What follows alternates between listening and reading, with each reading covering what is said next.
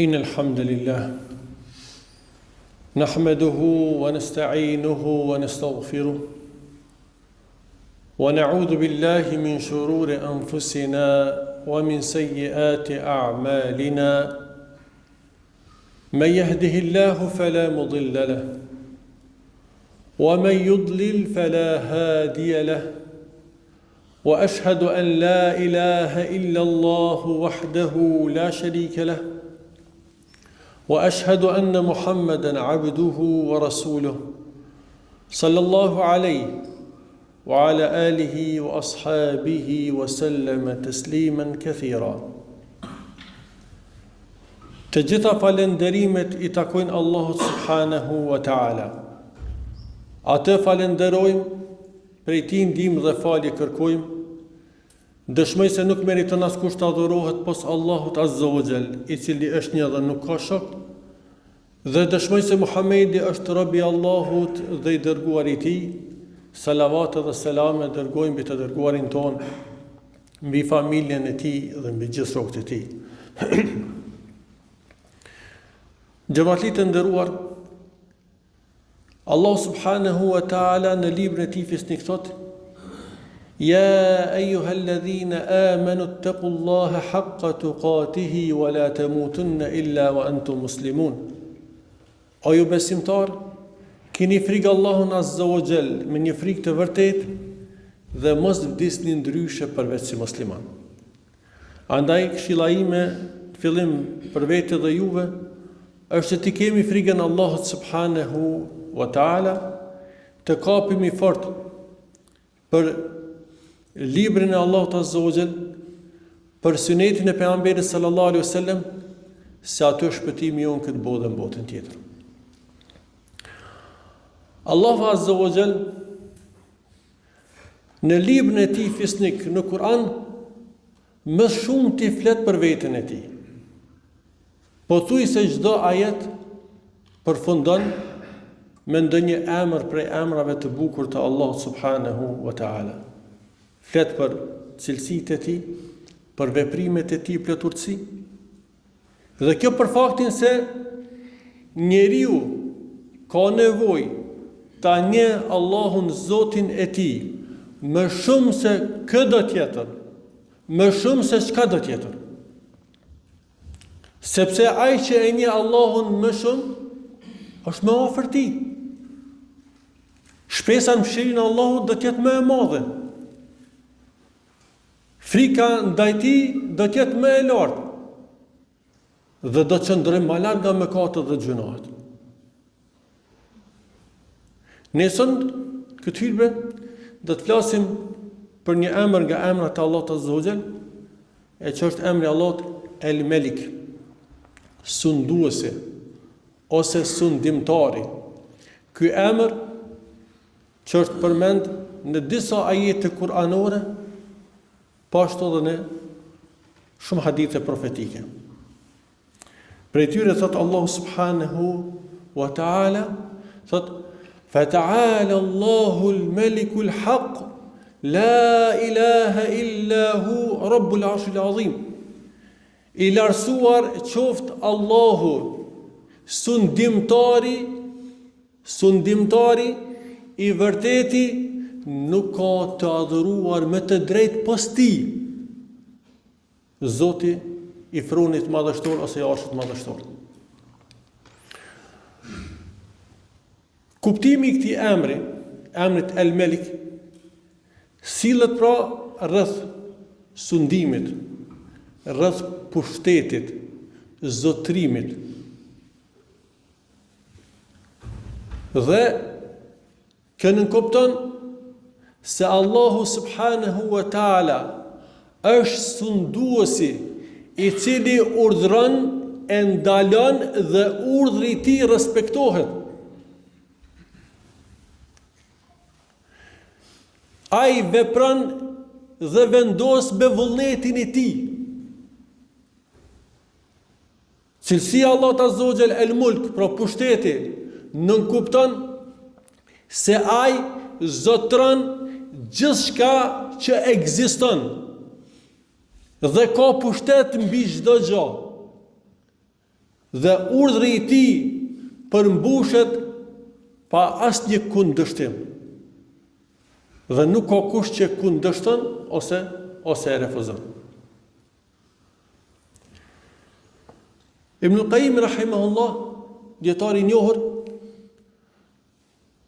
e përkufizon me disa fjalë të vërtetën e sundimit plot. Po i citoj fjalët e tij ku thot: e vërteta e sundimit është e plot vetëm me dhënie dhe ndalim, me nderim dhe poshtrim, me shpërblim dhe ndëshkim, me zemrim dhe kënaqësi, me ngritje ose lartësim të atij që e meriton të ngritet dhe të lartësohet, dhe me ulje të atij që e meriton të poshtrohet. Me fjalë më të thjeshta, sundimtari i vërtet është vetëm ai pra që kujdon i jep, kujdon si jep. Këndon e ndëshkon, këndon e shpërblen. Me këndo është i kënaqur dhe me atë që don është i zemrum. Këndon e ngrit, e nderon, këndon e poshtron. Normal, gjithë kjo me urtësinë e tij, se Allah është i drejti, nuk i bë pa drejtësi askujt. Mirë, po vendimin që e merr, nuk ka kush që e refuzon dhe nuk ka kush që kundërshton.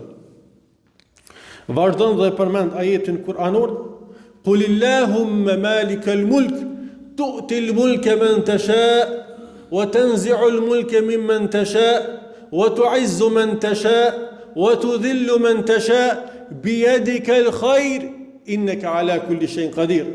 Ku përkthimi i ajetit është: thuaj, o Allah, zotruesi i gjithë pushtetit, t'ja pushtet kujdo, ja merr kujdo,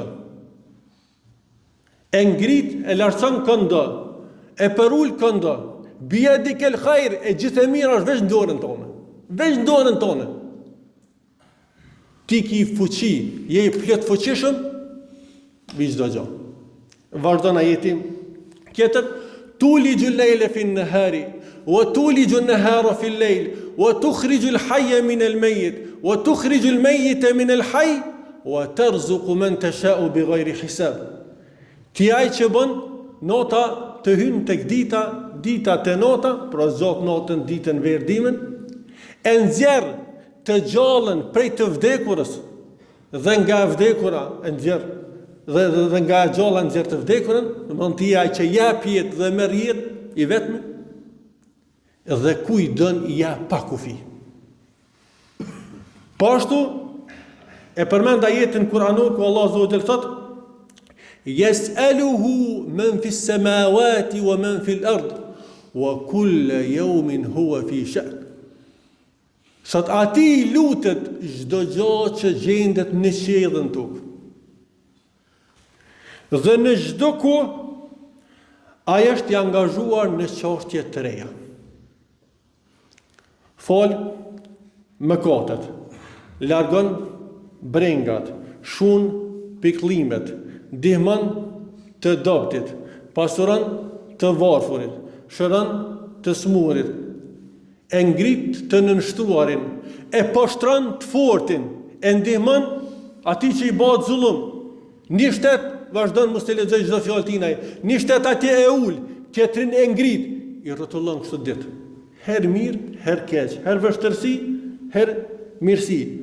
Thot dhe i sjell kaderet në kohën e tyre të saktë, ashtu qysh i ka përcaktu 50.000 vite para se me kriju qiell dhe tokë. Që thot pejgamberi sallallahu alajhi wasallam.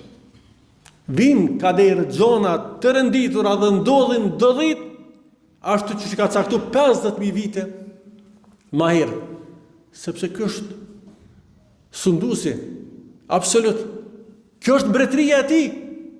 Mbretëria e tij përfshin qiell dhe tokë. Dhe çdo gjë mbretërinë e tij probohet me përcaktimin dhe vullnetin e tij. Vazhdon dhe thotë që po mjaftohem me këto fjalë, pra ai është i vetmi që sundon të gjithë mbretërit, sundimin një sunduesi të fuqishëm, ngallënjës, të drejtë, mëshirues, me zotrim të plot, pa kundërshtor në pushtetin e tij dhe pa rival në sundimin e tij. Ky është Allahu Azza wa Jall. Dhe thekson se sundimi i tij sillet dhe rreth ose është në mes drejtësisë dhe bamirësisë. Gjykon ose me drejtësi ose jep edhe më shumë për bamirësisë vetë, jep edhe më shumë se që meriton njëri. Dhe në mes urtësisë, të mirës dhe mëshirës.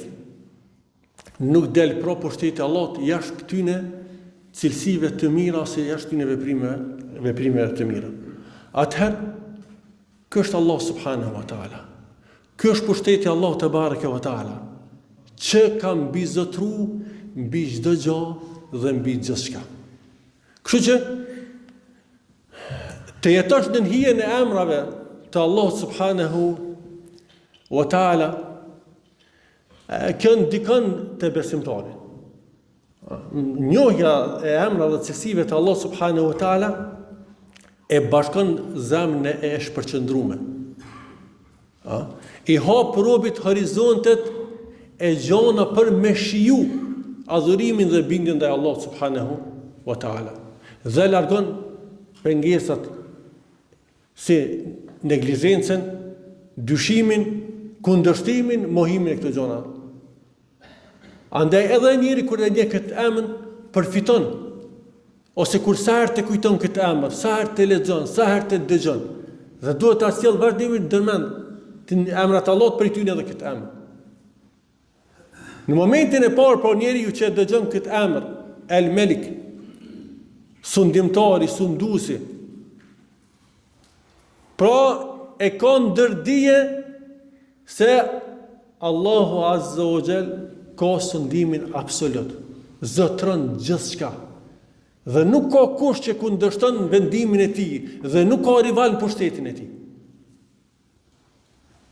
Dhe pikërisht për këtë arsye është i vetëm Allahu që meriton me adhuru, dhe askush tjetër.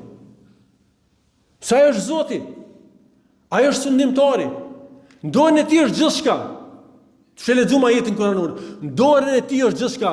Për ata besimtari më shumë ka besim në ato që është në dorën e Allahut se ato që është në dorën tua. Se në shtanë dorën tonë ka fshot në dorën tonë po së në qëmë për të poshtë. Aje që ka, Allah Azza wa Jall dënë me të dhonë, s'ka kush e nalë.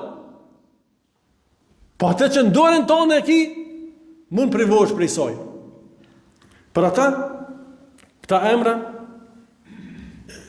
mbjellin besim, qetësi, sigurin zemrën e besimtarit. Sot Allah subhanahu wa taala, "Qul men biyadihi malakutu kulli shay'in." Thuaj, kush është ai në dorën e të cilit ose në cili ka në dorë pushtetin mbi çdo gjë? Kush është ai? A ka dikush pas Allahut që ka pushtet mbi çdo gjë? S'ka, askush. Wa huwa yujiru wa la yujaru alayh in kuntum ta'lamun. Dhe i cili mbron e nga i cili nuk të mbron kërkush s'mund mbron prej tij. Thuaj nëse e dini. Allahu përgjigjet vetë thotë, gjithsesi do thonë Allahu, se s'ka tjetër. Fa anna tufakun ose ajet fa anna tusharun, atërat Allah thuaj e si mashtroheni. Çka po ju mashtron që të largoheni prej Allahut subhanahu wa taala? Çka po ju mashtron që drejtoheni te dikush tjetër pas Allahut azza wa jall? Edhe njerë për përsëritim, për ata besimtari nuk adhuron asgjë pas Allahut, nuk i lutet askujt pas Allahut, nuk shpreson dhe nuk ja ka frikën askujt pas Allahut subhanahu wa ta'ala. A mu çudit pra prapë po thëmë njerëzit se si drejtohen tek zotat e tjerë, ja drejtojnë adhurimet dikujt tjetër, mbështeten te dikush tjetër, e kështu me radhë. Sepse Allah azza wa jall thot: "Dhalikumullahu rabbukum lahul mulk." Ky është Allahu, Zoti juaj, atij takon i tërë pushteti. La ilaha illa hu, nuk ka të adhuruar me të drejtë posti. Fa anna tusrafun, atëherë çu largoheni prej tij. Allah na bë për atyre që e njohin Allahun te bareke ve taala, që ndrojnë afër tij dhe afrohen atij me adhurime, me lutje dhe ibadete, e nuk largohen asnjëherë prej tij, se pranë tij jemi të nderuar, jemi të fuqishëm, jemi të fortë, kurse larg tij është gjithë e keqja dhe gjithë sherri. Allahu na ruaj. Wa akhiru dawana alhamdulillahi rabbil alamin.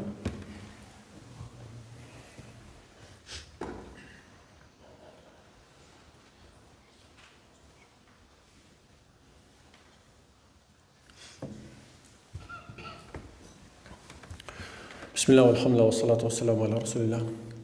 E falenderojmë Allah subhanahu wa ta'ala, salavat dhe selame dërgojmë mbi të dërguarin tonë. Vëllezër të nderuar, ka dobi të shumta që nxjerren prej këtij emri, na vetëm fillum në numërimin e këtyre dobive, prej tyre se shpejt po i numëroj.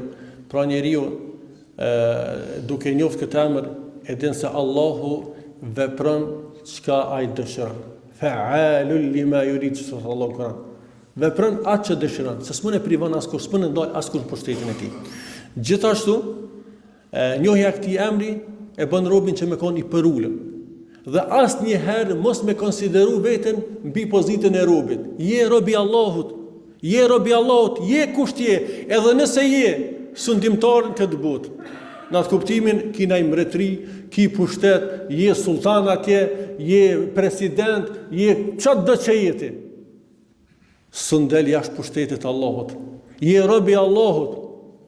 Për ata kemi shembuj shumë prej mbretërve musliman dhe gjendjen e tyre para vdekjes, për marrë vesh shembull Memunin rahimahullah, prej khalifeve të muslimanëve, ka fundi jetës tim pra këtë vdekjes, shtrehet në tokë me hi dhe thot: Ja men la yazul mulku, irham men qad zala mulku. O ti që nuk humb pushteti i ti kur, mëshiroje ata që tashmë ju ka shu pushteti. Ka u pushteti pra vdekjes, me gjithë mbretërinë e gjonë që ka posë. Je robi Allahut, je kushti. Pastaj ki parasysh, përderi se Allah është mbreti, dije që ka zona kufi të ndaluar. Që shtot për Amir Asam, Ela wa inna li kulli melikin hima, wa inna hima Allahi me harimu. Ta dini thot mirë, se çdo mbret ka zona ndalume, kufi që ndalume për tjerë. Sot e kufit zonë ndalume që ka bo Allah Azza wa Jall janë haramet. E besimtari kur e nje këtë emër, e din se ato haramet janë gjunohe, zonë ndalume e mbreti absolut, i ka ndalu, njeri ruhet dhe ka kujdes për tyne. E lumi aj që ja ka frikën Allahut edhe ruhet. I bindet Allahut edhe i ruhet, e do të ketë shpërbimin e madhku në xhenete dhe pran Allahut, pran sundimtarit. Thot Allah subhanahu wa ta'ala në Kur'an: Innal muttaqina fi jannatin wa uyun fi maq'adi sidqin 'inda malikin muqtadir wa nahar.